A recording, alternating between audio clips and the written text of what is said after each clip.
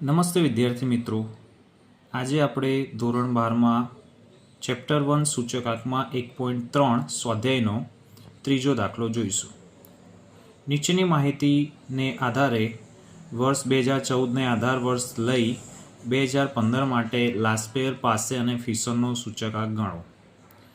અહીં વસ્તુઓ આપેલ છે: ઘઉં, ચોખા, દાળ, તેલ, કપડાં અને કેરોસીન. તથા તેના એકમ પણ આપેલ છે: કિગ્રા, કિગ્રા, કિગ્રા, કિગ્રા, મીટર અને લીટર. દરેક વસ્તુ એક યુનિટમાં આપેલું હોવાથી અહીં આપણે ભાવ અને જથ્થામાં ફેરફાર કરવા નહીં પડે. 2014ને આધાર વર્ષ લેવાનું છે, તેથી તેના જથ્થાને આપણે Q0 અને ભાવને P1 તથા 2015ના જથ્થાને ભાવને P0 તથા 2015ના જથ્થાને આપણે Q1 અને ભાવને P1 તરીકે લઈશું. જે આધાર વર્ષ છે તેને 00, જ્યારે 2015ને આપણે 11 એટલે કે જથ્થો એટલે Q1 અને ભાવ એટલે P1, ક્વોન્ટિટી 1 અને પ્રાઇસ 1 એ રીતે લઈશું. હવે સૌ પ્રથમ આ બધી કિંમતો આપણે એક કોષ્ટકમાં દર્શાવીશું. વસ્તુ આપણે લખીશું ઘઉં, ચોખા, દાળ, તેલ, કપડાં, કેરોસીન. ત્યારબાદ Q0 આપણને આપેલ છે 20, 10, 10, 6, 15 અને 18. તો લખીશું 20, 10, 10, 6, 15 ને 18. ત્યારબાદ આપણને આપેલ છે P0, તો P0 પછી આપણે લખીશું 15, 20, 26.50, 15, 20, 26.50, 28.40, 24.80, 21.25, 24.80, 21.25 અને 21. ત્યારબાદ આપણે Q1 લખીશું 30, 15, 15, 8, 25, 30, 15, 15, 8, 25 અને 30. ત્યારબાદ આપણે P1 લખીશું 18, 31.25, 18, 31.25, 29.50, 29.50, 30 અને 25, 30, 25 અને 28.80, 28.80. આ રીતના સૌ પ્રથમ આપણે કોષ્ટકની વિગતો દર્શાવી દઈશું. હવે આપણે સૂત્ર લખીશું લાસ્પેરનું કે IL બરાબર sigma PQ divide by sigma PQ, અને લાસ્પેરના સૂત્રને આપણે 1000 એમ કરીને પણ યાદ રાખી શકીએ છીએ. એટલે કે 1 0 0 0 એટલે 1000 એટલે 1000 એમ પણ આપણે યાદ રાખી શકીએ છીએ ગુણ્યા 100. હવે સિગ્મા PQ એટલે કે સિગ્મા P1Q0 આપણે શોધવાનું હોવાથી આપણી નેક્સ્ટ લાઈન થશે કોષ્ટકમાં P1Q0 તથા એના પછીની લાઈન P0Q0. તો નેક્સ્ટ લાઈન થશે P0Q0. હવે પ્રથમ લાઈન Q0 અને બીજી લાઈન P0 છે, તેથી આપણે સૌપ્રથમ P0Q0 ગુણાકાર કરીને શોધી દઈએ. તો 15 ગુણ્યા 20 કરીશું તો આપણો જવાબ થશે 15 દુ 30 એટલે કે 300. ત્યારબાદ 20 ગુણ્યા 10 એટલે કે 200. ત્યારબાદ 26.50 ગુણ્યા 10 તો 265. ત્યારબાદ 24.80 ગુણ્યા 6 તો આપણો જવાબ આવશે 148.80, ત્યારબાદ 21.25 ગુણ્યા 15 કરીશું તો આપણો જવાબ આવશે 318.75. ત્યારબાદ 21 ગુણ્યા 18 કરીશું તો આપણો જવાબ આવશે 378. આ રીતના આપણે ગુણાકાર કરીને P0 Q0 શોધીશું. હવે આપણે P1 Q0 પણ શોધવાનું છે. તેથી આપણે P1 અને Q0 નો ગુણાકાર કરીશું. P1 અને Q0 આપણે અહીં ગુણાકાર કરવામાં ખાસ ધ્યાન રાખવાનું છે કે કોઈ લાઈનનો ગુણાકાર બીજી કોઈ લાઈન સાથે ના થઈ જાય. હવે 18 ગુણ્યા 20 કરીશું તો 18 દુ 36 એટલે કે 360 થશે. ત્યારબાદ 31.25 ગુણ્યા 10 કરીશું તો આપણો જવાબ આવશે 312.5. ત્યારબાદ 29.50 ગુણ્યા 10 કરીશું તો આપણો જવાબ આવશે 295. ત્યારબાદ 30 ગુણ્યા આપણે 6 કરીશું તો 6 તરી 18 એટલે આપણો જવાબ આવશે 180. 25 ગુણ્યા આપણે 15 કરીશું તો આપણો જવાબ આવશે 375. અને 28.80 ગુણ્યા આપણે 18 કરીશું તો આપણો જવાબ આવશે 518.4. હવે આપણે આ બંને લાઈનનો સરવાળો કરીશું તો આપણને સિગ્મા P1 Q0 અને સિગ્મા P0 Q0 મળી જશે. તો કેલ્ક્યુલેટરમાં આપણે આસાનીથી આ બંને લાઈનનો સરવાળો કરીશું તો સિગ્મા P1 Q0 આવશે 2040.9 અને સિગ્મા P0 Q0 આવશે 1610.55.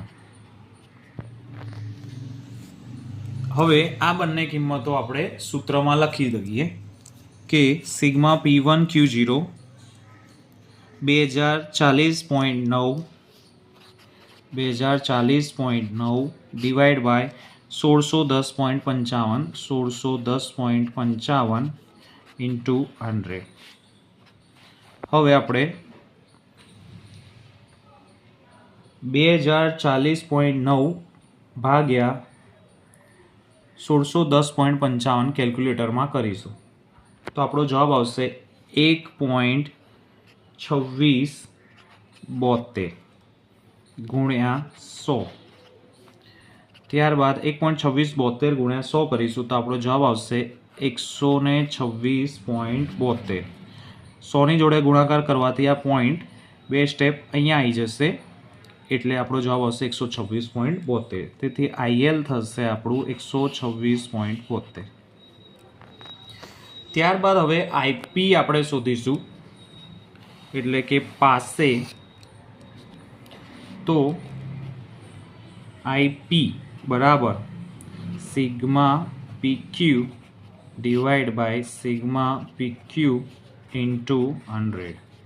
હવે ILને આપણે યાદ રાખવા માટે 1000 યાદ રાખ્યું હતું 1000, જ્યારે IPને આપણે યાદ રાખવા માટે 1101 યાદ રાખીશું એટલે કે 1101. હવે સૌ પ્રથમ P1 અને Q1ની લાઈન આપણે બનાવવી પડશે. તેથી આપણે નેક્સ્ટ લાઈન બનાવીશું P1 Q1 અને ત્યારબાદ આપણે બીજી લાઈન બનાવીશું P0 Q1 એટલે કે P0 Q1.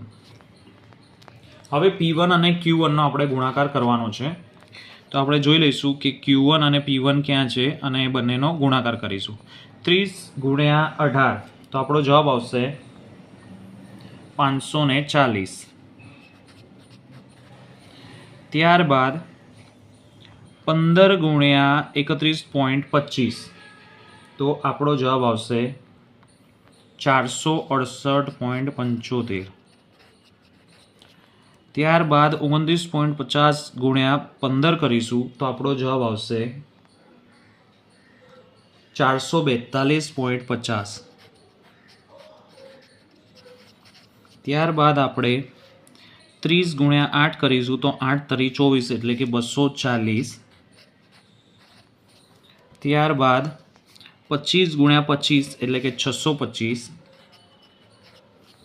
ત્યારબાદ 30 ગુણ્યા 28.80 કરતાં આપણો જવાબ આવશે 864.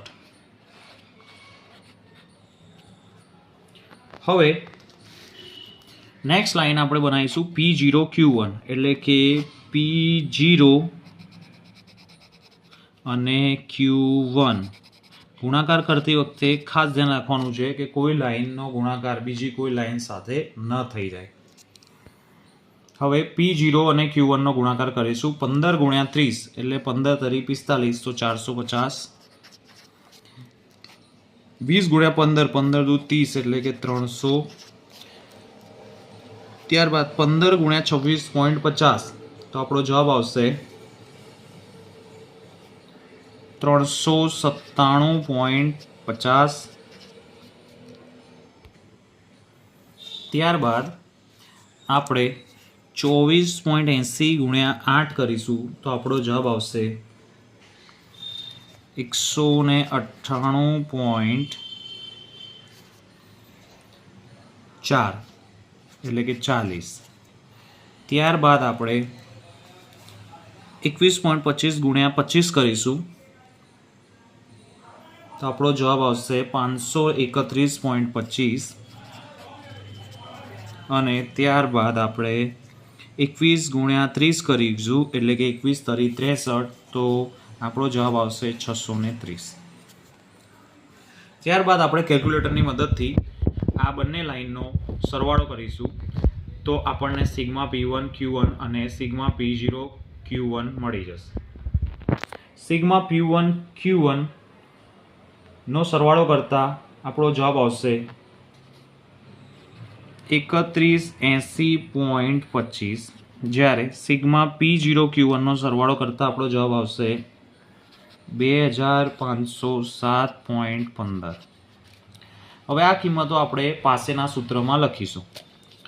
Sigma P1 Q1 3180.25 divide by જ્યારે સિગ્મા P0 Q1 2507.15 ગુણ્યા 100. હવે કેલ્ક્યુલેટરની મદદથી આપણે ભાગાકાર કરીશું. 3180.25 ભાગ્યા 2507.15 એટલે 3180.25 ભાગ્યા 2507.15 તો આપણો જવાબ આવશે 1.26 અને અહીં 84 છે તો આગળનો અંક 7 હોવાથી અહીં આપણે 85 લખીશું એટલે કે 1.2685 1.2685 ગુણ્યા 100. હવે ગુણ્યા 100 કરવાનું છે એટલે 2 પોઈન્ટ અહીંયા આગળ આવી જશે તો 126.85 પાસેનો સૂચકાંક મળશે. હવે લાસ્પેર પાસે અને હવે આપણે ફિશરનો સૂચકાંક પણ શોધવાનો છે. તો ફિશરનો સૂચકાંક જોઈશું કે IF બરાબર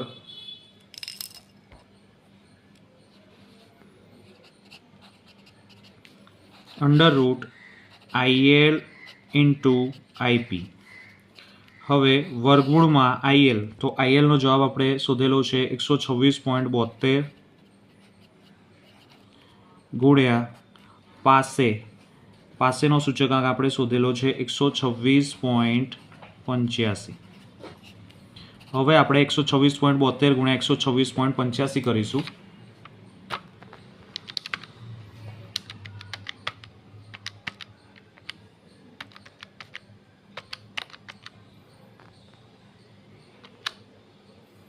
તો આપણો જવાબ આવશે 160.432.